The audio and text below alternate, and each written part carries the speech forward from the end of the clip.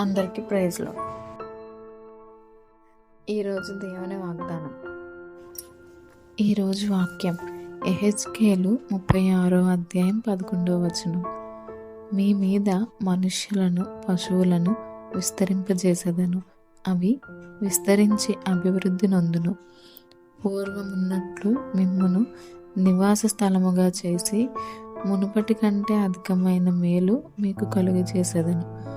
అప్పుడు నేను యెహోవానై ఉన్నానని మీరు తెలుసుకుందరు. ఈ వాక్యం ద్వారా దేవుని మనతో ఏం మాట్లాడుతున్నారంటే, దేవుడు ఇశ్రాయేలు పర్వతాలతో మరియు తన ప్రజలతో మాట్లాడుతున్న సందర్భం ఇది. ఈ వాక్యం ప్రధానంగా పునరుద్ధరణ మరియు దీవెన గురించి తెలియజేస్తుంది. మనుష్యులను పశువులను విస్తరింపజేసేదను అంటే ఒకప్పుడు పాడుబడిన ప్రాంతం తిరిగి జీవకళతో నిండిపోతుందని, సంతానాభివృద్ధి ఆర్థికాభివృద్ధి కలుగుతాయని దేవుడు వాగ్దానం చేస్తున్నారు. పూర్వం ఉన్నట్టుగా మిమ్మల్ని నివాస స్థలముగా చేసి అంటే గతంలో శత్రువుల వల్ల కోల్పోయిన ఆస్తిని, అంతస్తును, నివాసాన్ని దేవుడు తిరిగి ప్రసాదిస్తారు. చెల్లా చెదురైన వారు మళ్ళీ తమ సొంత గడ్డపై స్థిరపడతారు. దేవుడు కేవలం పాత స్థితిని మాత్రమే ఇవ్వడం లేదు, మునుపటి కంటే అధికమైన మేలు చేస్తానంటున్నారు. అంటే గతంలో మీరు అనుభవించిన సంతోషం కంటే రెట్టింపు ఆశీర్వాదాలను దేవుడు ప్రసాదిస్తారు. నేను యెహోవానై ఉన్నానని మీరు తెలుసుకుందురు. అంటే ఇవన్నీ జరిగినప్పుడు ఇది కేవలం మనుష్యుల ప్రయత్నం వల్ల సాధ్యం కాలేదని, సర్వశక్తిమంతుడైన దేవుడే దీన్ని చేస్తారని ప్రజలు గుర్తిస్తారు. ఈ మాటలు నిరాశలో ఉన్న వారికి నిరీక్షణనిస్తాయి. జీవితంలో అన్నీ కోల్పోయామని బాధపడేవారికి దేవుడు మళ్ళీ పూర్వవైభవాన్ని ఇవ్వడమే కాకుండా అంతకంటే గొప్ప స్థితిని తీసుకెళ్తారని వాక్యం భరోసా ఇస్తుంది. ఆ కాలంలో ఇశ్రాయేలు ప్రజలు తమ పాపముల వల్ల, దేవునికి దూరం అవడం వల్ల శత్రువులైన బబులోనీయుల చేతికి చిక్కారు. వారి ప్రజలందరూ తమ సొంత దేశాన్ని విడిచిపెట్టి వారి పట్టణాలు ధ్వంసమయ్యాయి. యెరూషలేము దేవాలయం కూల్చివేయబడింది. ప్రజలందరూ తమ సొంత దేశాన్ని విడిచిపెట్టి పరాయి దేశానికి బానిసలుగా వెళ్ళిపోయారు. మమ్మల్ని పట్టించుకునేవారు లేరు, మా బ్రతుకులు అంతే అని వారు నిరాశలో ఉన్న సమయంలో దేవుడు ఈ మేలు చేయడానికి ప్రధాన కారణం.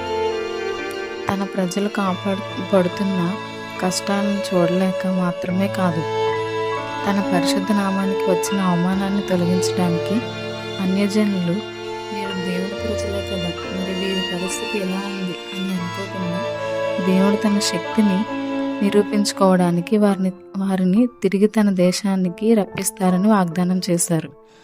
మీరు ఎక్కడైతే అవమానం పొందారో లేదా దేన్నైతే కోల్పోయారో అదే స్థలంలో దేవుడు మిమ్మల్ని ఆశీర్వదించగలడని, విరిగిపోయిన సంబంధాలు, పోగొట్టుకున్న ఉద్యోగం లేదా అనారోగ్యం విషయంలో మునుపటి కంటే అధికమైన మేలు కలుగుతుందని విశ్వాసులు నమ్ముతారు.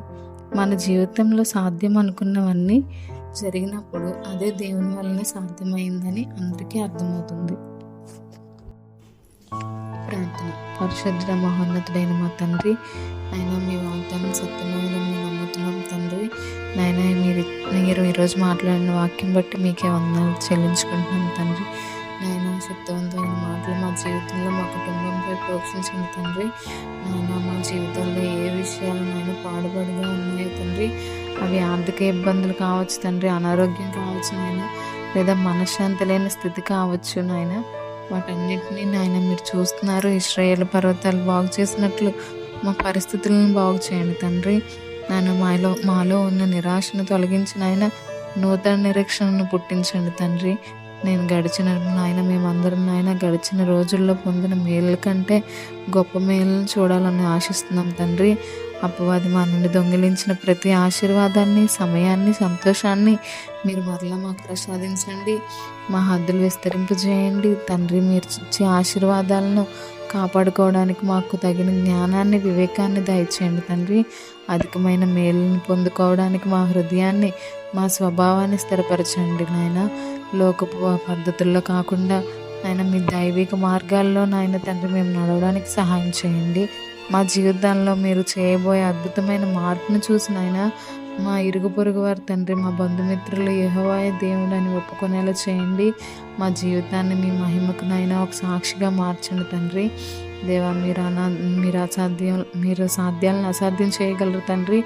నాయన మేము నమ్ముతున్నాం ఇవన్నీ చేస్తారని. ఈ ప్రార్థన విన్నందుకు నాయన మీకు స్తోత్రాలు. త్వరలోనే మా జీవితాల్లో తండ్రి నాయన మీ గొప్ప కార్యాలను చూడబోతున్నాం తండ్రి. దాన్ని బట్టి మీకే స్తుతులు చెల్లించుకుంటూ మా రక్షకుడైన ప్రియక్రీస్తు నాయన యేసుక్రీస్తు శక్తివంతమైన నామములో ప్రార్థించి అడిగి వేడుకుంటున్నాం మా పరమ తండ్రి. ఆమేన్.